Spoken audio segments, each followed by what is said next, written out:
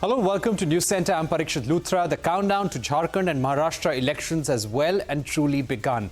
While the BJP-led NDA would be setting its eyes on wresting power after 5 years in Jharkhand and will clash with Hemant Soren's JMM and the Congress, the poll fever has reached fever pitch in Maharashtra.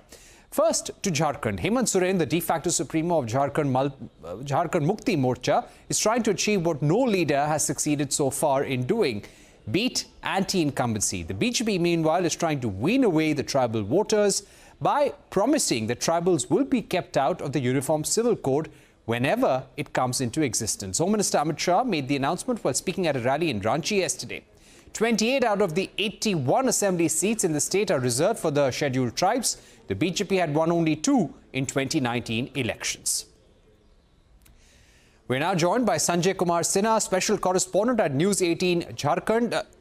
Sanjay, मैं आपसे जानना चाहूंगा कि BJP ने कहा है कि वो यूनिफॉर्म सिविल कोड को इंप्लीमेंट करेंगे झारखंड में अगर वो चुनाव जीतते हैं, लेकिन ट्राइबल कम्युनिटी को उसके बाहर रखा जाएगा। इसको कैसा देखा गया है अभी तक झारखंड में? देखिए, बिल्कुल बीजेपी ने जैसे चर्चा जब आई कि संथाल में जो बीजेपी में जो घुसपैठ का मामला जैसे ही सामने आया, तो घुसपैठ के मामले को जोड़कर ही झारखंड में यूसीसी को देखा गया। यहाँ तक कि झारखंड हाईकोर्ट में जब ये मामला चल रहा था घुसपैठ को लेकर, तभी बीजेपी ने वहाँ से कहा था कि यूसीसी झारखंड के लिए जरूरी है, क्योंकि झारखंड की सीमा जो है वो टच करती है आपको। तो समझ सकते हैं कि ऐसी स्थिति में झारखंड में यूसीसी जो है वो एक बड़ा मुद्दा, चुनावी मुद्दा भी अब बन गया है, चूंकि बयान आ गया कि झारखंड में अगर सरकार बीजेपी की बनी तो हम यूसीसी को लाएंगे। लेकिन अब यहाँ जो ट्राइबल कम्युनिटी है और ये कह सकते हैं कि जो यहाँ पर जो आपको सत्ताधारी दल है वो कह रहे हैं कि झारखंड को यूसीसी की जरूरत नहीं है, झारखंड को सरना धर्म कोड की जरूरत है, जिसकी चर्चा और मांग लंबे समय से की जा रही है। तो ऐसे में ये देखना है कि वास्तव में यहाँ पर यूसीसी जो संथाल के आसपास के जो संथाल के 6 जिले हैं, उन 6 जिलों में यूसीसी जो है एक बड़ा फैक्टर वहाँ की राजनीति में साबित होगा।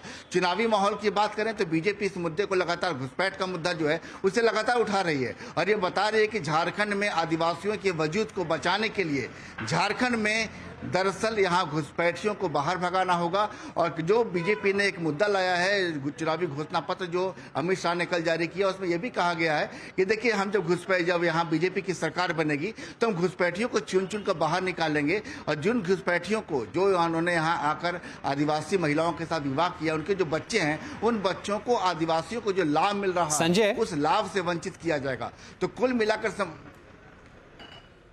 हाँ संजय, मैं आपसे एक सवाल और करना चाहूंगा। जो अलायंस है झारखंड मुक्ति मोर्चा की, आरजेडी की, कांग्रेस की, उनका सबसे बड़ा कैंपेन पॉइंट या चुनाव पॉइंट क्या है अभी तक, और सबसे बड़ा आर्थिक मुद्दा इस वक्त स्टेट में, झारखंड में क्या है?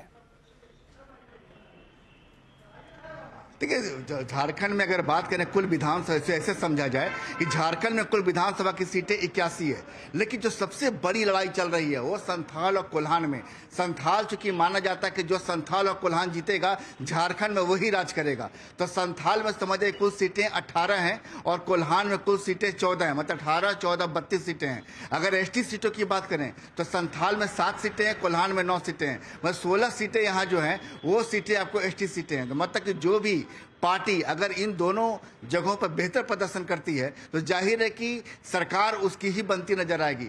अगर बात करें, देखिए, सबसे बड़ी बात ये आ रही है कि यहाँ पर जो मुद्दा था कि जो अगर हम बात करें, आपको महागठबंधन के लिहाज से बात करें, इंडिया गठबंधन के लिहाज से बात करें, वो बार बार ये मुद्दा उठा रहे हैं कि झारखंड में पहले समझने के लिहाज से है कि झारखंड में बुनियादी मुद्दे इसमें पूरी तरीके से नजर नहीं आ रहे हैं। बिजली, सड़क और कह सकते हैं कि जो और भी जो दूसरे जरूरी मुद्दे हैं वो अभी कहीं पर नजर नहीं है। बात हो रही है खाता राशि वाली योजनाओं की, जिसको ठीक चुनाव से 2 महीने पहले जो है मुख्यमंत्री मैया सम्मान योजना जो सत्ताधारी दल की ओर से आती है और हर महिला को फिलहाल जो कह सकते हैं 50 लाख से ज्यादा महिलाओं को 1-1 हजार रुपए खाते में दिए जा रहे हैं, वो एक बड़ा फैक्टर है। और बीजेपी ने इसी के बदले जो अपना मैनिफेस्टो लाया है, जो उन्होंने संकल्प पत्र जारी किया था 5 अक्टूबर को, तो उन्होंने कहा भी था कि हम गोगो दीदी योजना ला रहे हैं, और गोगो दीदी योजना में अगर हमारी सरकार बनती है, यानी बीजेपी की सरकार बनती है, तो हम उसमें प्रत्येक महिलाओं को हम उसमें 2100 रुपए देंगे। जैसे ही बीजेपी ये घोषणा करती है, ठीक उसी वक्त कैबिनेट की बैठक होती है 2 दिन के बाद, और कैबिनेट की बैठक में अब यहाँ पर जो है हेमंत सरकार ये कहती है कि अब मुख्यमंत्री जो मैया सम्मान योजना है उसकी राशि अब 1000 से बढ़ाकर अब ये राशि होने जा रही है 2500। मतलब कुल मिलाकर समझ जाइए कि जो यहाँ पर इंडिया गठबंधन की ओर से जो मास्टर स्ट्रोक है, वो मास्टर स्ट्रोक जो मुद्दों के हिसाब से वो है इस मुख्यमंत्री मैया सम्मान योजना।